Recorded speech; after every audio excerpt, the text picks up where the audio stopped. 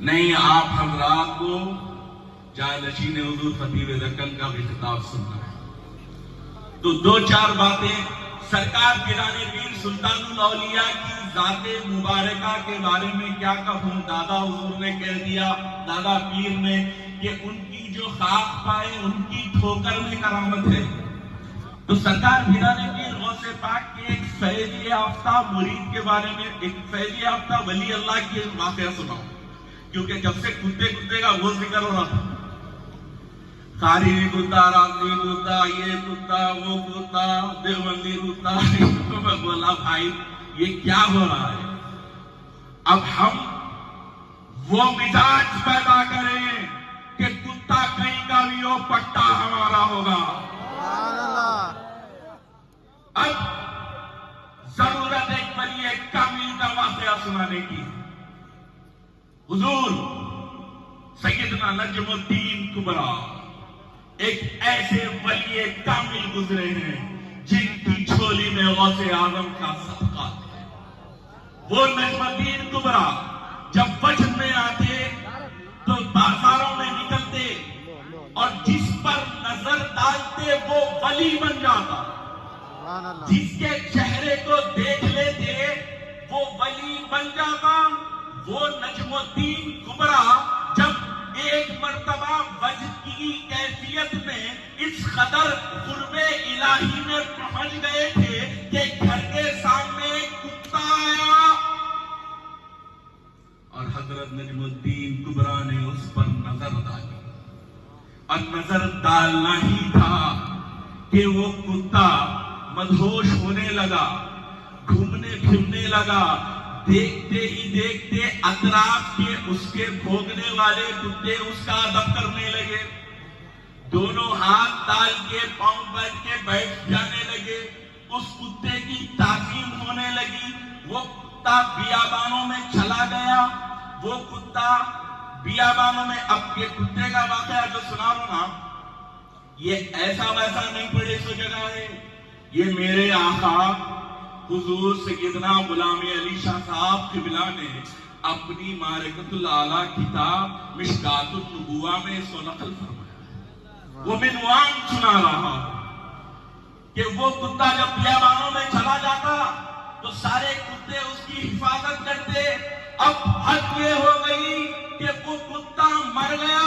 نجم الدین کبرا پہنچے، اس کو اٹھایا، اس کو دفن کر دیا.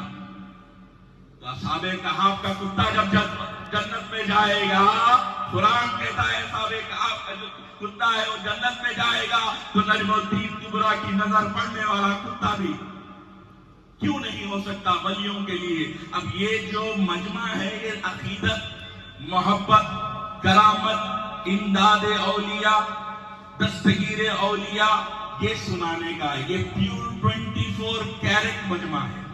یہ عوامی پبلک اور پبلک میں ہونے والی تقریر نہیں ہے.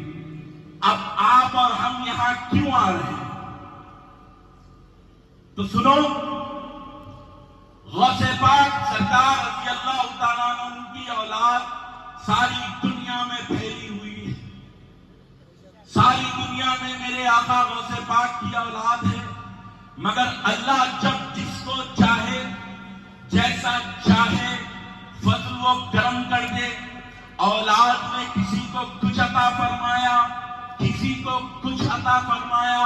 تو سرکار پیران پیر غوث پاک کی اولاد نے ہمارے جد اعلیٰ سیدنا سید شاہ عبداللطیف لاؤ بالی رضی اللہ تعالیٰ عنہ، وہ ایک ایسی ذات ہے ولایت میں کہ جب سرکار لاؤ بالی کو اولاد ہوتی، آقا کو بیٹے تولد ہوتے، اولاد ہوتی، تو سرکار اس بچے کے سینے پہ ہاتھ رکھتے اور کہتے آغا میت، اور نیت کیا فرماتے؟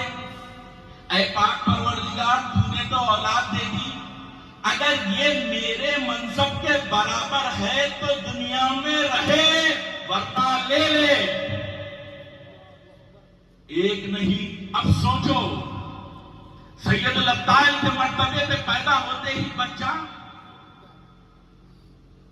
اب ایک مرتبہ، دو مرتبہ، کئی مرتبہ ایسے واقعات رونما ہوئے تو خادم سرکار کے قدموں میں گر گئے، عرض گزار ہوئے کہ یا سرکار ہم چاہتے ہیں کہ آپ کی نسل پاک آگے آئے اور امت مسلمہ کی مدد کرے، امداد کرے، دستگیری کرے.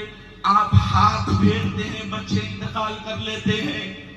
تو سارے مریدوں کی تڑپ پر اللہ رب العزت نے وہ فضل کیا، عاطف غیبی سے آواز آئی، اے عبداللطیف اب تو اپنے بچوں پر آنکھ نہ پھیر، وہ جب پیدا ہوگا، جہاں پیدا ہوگا اللہ کا دوست ہوگا.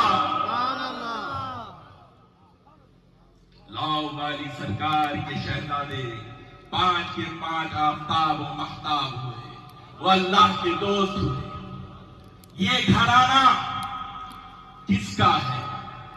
خوش نصیب ہے قادریوں قاسمیوں کہ تمہارے ہمارے پیر نے ہمیں وہ نسبت دی جو بڑے بڑوں کو نصیب نہیں ہوتی، اور جو تعلیم دی. جب سے فرما رہے تھے کہ پیر نے ہر فتنے کو کچلا، جب جہاں کسی قسم کا فتنہ ہوتا تو سرکار اس کو کچل لیتے تھے اور یہ فرماتے تھے اللہ بھی ہمارا، کتاب اللہ بھی ہماری، رسول اللہ بھی ہمارے، خلفائے راشدین بھی ہمارے، عشرے مبشرہ بھی ہمارے، اہل بیت اطہار بھی ہمارے، 12 امام ہمارے، غوث اعظم ہمارے، غریب نواز ہمارے، شاہ لطیف لاہ والی ہمارے، شاہ موسیٰ ہمارے.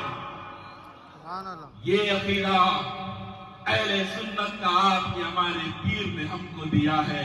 میں وقت کے تقاضے کے ساتھ اپنی بات اختصار کے ساتھ ختم کرتا ہوں. میں چاہتا ہوں کہ جانشین حضور خطیب دکن اپنا عرفانی بیان ہمارے سامنے بیان فرمائیں. السلام علیکم. شہزادہ غوث الاعظم زندہ باد.